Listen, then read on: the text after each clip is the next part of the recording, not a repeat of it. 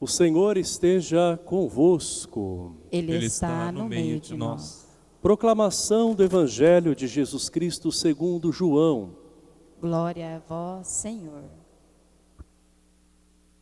E naquele tempo, perto da cruz de Jesus, estavam de pé a sua mãe, a irmã de sua mãe, Maria de Cleofas, e Maria Madalena. Jesus, ao ver a sua mãe, e ao lado dela o discípulo que ele amava, disse à mãe: Mulher, este é o teu filho. Depois disse ao discípulo: Esta é a tua mãe. Depois disso, a partir daquela hora em diante, o discípulo a acolheu consigo. Palavra da salvação. Glória a vós, Senhor. Que as palavras do Santo Evangelho perdoem os nossos pecados. Amém. Amém.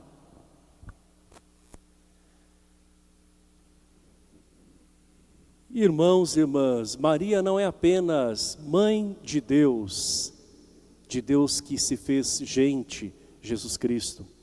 Ela também é mãe da Igreja. No dia 21 de novembro de 1964, o Papa São Paulo VI, terminando a terceira sessão do Concílio Vaticano II, que estava em andamento, que foi aberto por João 23, ele proclamou Nossa Senhora como mãe da Igreja. E assim, ele estabeleceu que todo o povo de Deus pudesse invocá-la através desse título. Nós sabemos o quanto que a maternidade nos é cara na nossa vida. Todos nós viemos de uma mãe. E a Igreja é esta mãe que gera os seus filhos. E o Senhor quis que ela também tivesse uma mãe, que é a própria mãe de Jesus.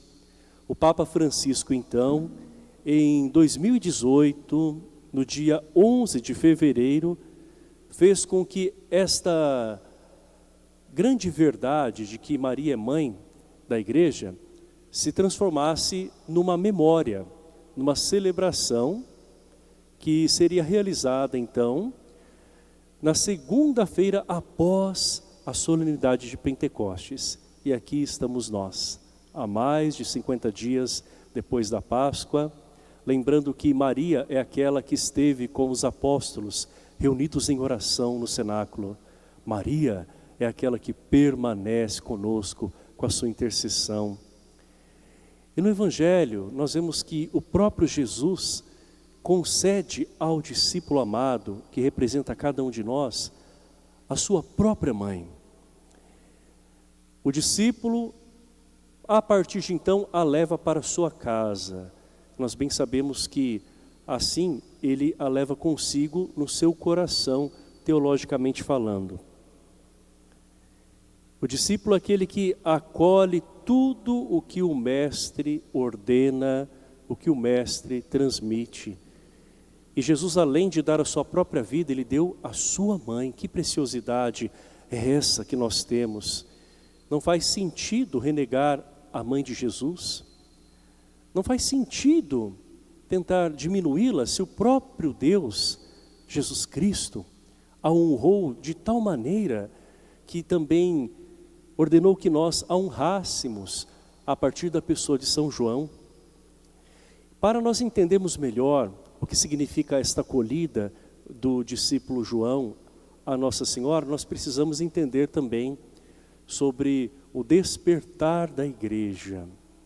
Nós bem sabemos que em Pentecostes nós vemos esse grande despertar do ser Igreja, que impulsionada pelo Espírito Santo, por meio dos discípulos, discípulas, dos apóstolos, começam agora a pregar, a fazer aquilo que Jesus fez, a anunciar, a seguir a missão do Senhor.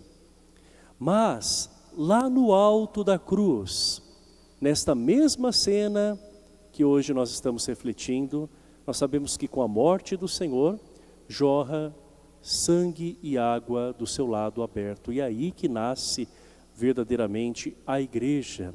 Porque nós não temos mais daí a presença física de Jesus, né? Nós temos a sua presença sacramental, espiritual, e nós temos os seus seguidores que estão ali em torno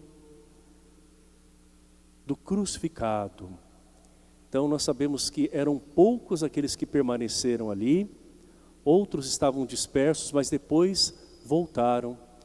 Então esta mãe, Maria, ela permanece ao lado daqueles poucos que estão ali corajosos, mas ela também reúne depois aqueles que estão dispersos. Assim é uma mãe. Isto acontece mais tarde, quando, naquele momento, no cenáculo, ela permanece em oração com todos os filhos agora reunidos. O sangue que jorra do peito do Senhor, nós bem sabemos que representa a Eucaristia. A água, por sua vez, o batismo. Então, esses dois sacramentos aparecem simbolizados no próprio Cristo, do seu coração partido, do seu coração ferido e aberto para nos alimentar. Batismo que gera filhos na igreja. A Eucaristia que alimenta estes filhos. Assim como uma mãe também é aquela que é um canal de vida e depois nutre os seus filhos. Nesse trecho, nós vemos que ao nascer a igreja, Jesus também permite que a mãe igreja tenha esta mãe que vai acompanhar toda a humanidade que é chamada a estar na presença do Senhor, todos os povos e nações. A igreja ela não pode ser vista simplesmente como uma instituição organizacional. A igreja é mãe. Então, ela tem sim a sua organização, que ela é necessária, mas também tem esse sentido afetivo, né, de pessoas que se irmanam, de pessoas que trabalham juntas, caminham juntas. Assim como uma família não pode ser vista como uma empresa, não é verdade? Embora a família precise também se organizar em tantos sentidos, né? Nos afazeres da casa, na questão econômica. Isso envolve os filhos também. Isso envolve todos aqueles que participam ali do núcleo familiar, né? Todos devem se sentir responsáveis. Mas a família não é simplesmente uma organização entre pessoas, é mais do que isso, né? São laços que unem essas pessoas e laços não só de sangue, mas também do amor. Então nós vemos aqui na igreja este sonho de Deus que se concretiza. Nós ouvimos nos últimos dias muitos jornalistas falando sobre a igreja como se fosse uma organização de um Estado simplesmente, uma organização política, no que diz respeito à escolha do novo Papa. E para quem conhece a linguagem da igreja, pode ver que alguns comentários não tinham muito sentido, porque se falava, né, dos papáveis como se fossem assim candidatos iguais aos candidatos que nós temos no mundo da política.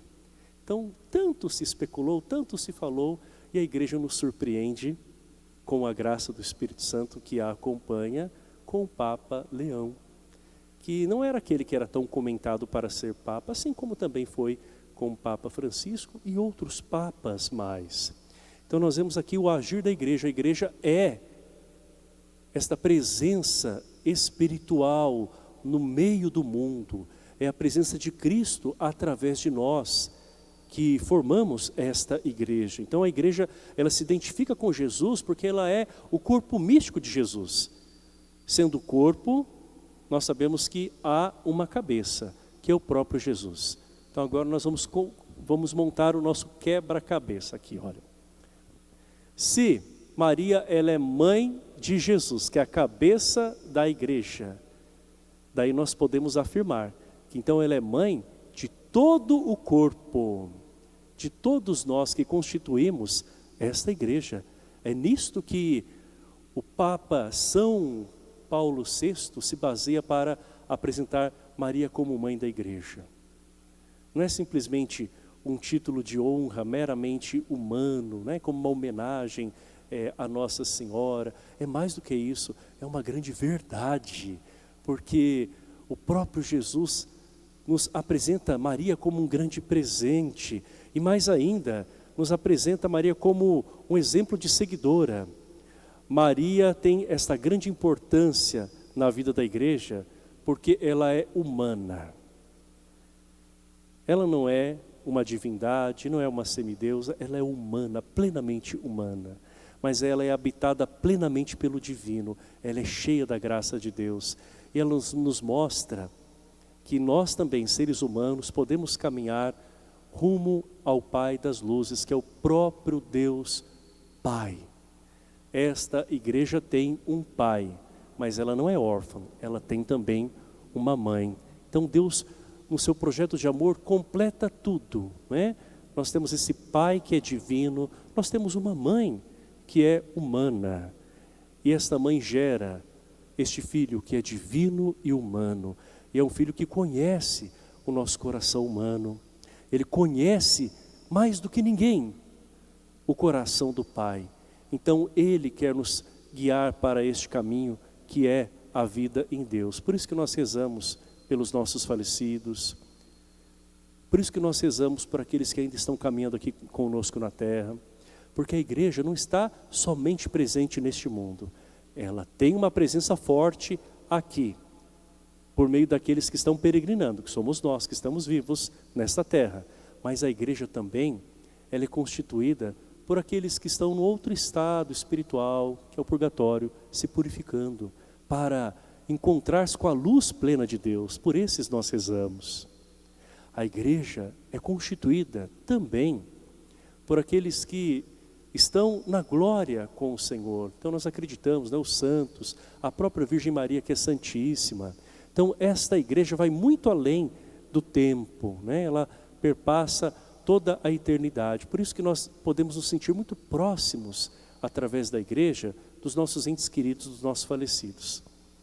Porque através desse santo sacrifício que nós celebramos, nós nos unimos a Deus e nos unimos também àquelas pessoas queridas que um dia estiveram conosco e que agora se encontram no reino eterno. Então que nós possamos ver esta igreja como uma grande mãe. Às vezes, algumas pessoas, e eu ouço muito isso, dizem assim: ah, mas a igreja devia ser mais severa com algumas pessoas, não é?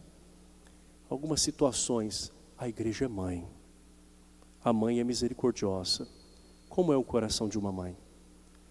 Em outros momentos, outras pessoas, por outro lado, vão dizer que a igreja é muito rígida em alguns pontos, né? Mas a mãe também é aquela que corrige, é aquela que encaminha os seus filhos. Então nós vemos na presença de uma mãe humana, esses elementos todos, não é? A ternura, o aconchego, a proteção, mas também, quando necessário, a firmeza, a educação, a palavra forte quando é preciso. E nisto que consiste a sabedoria.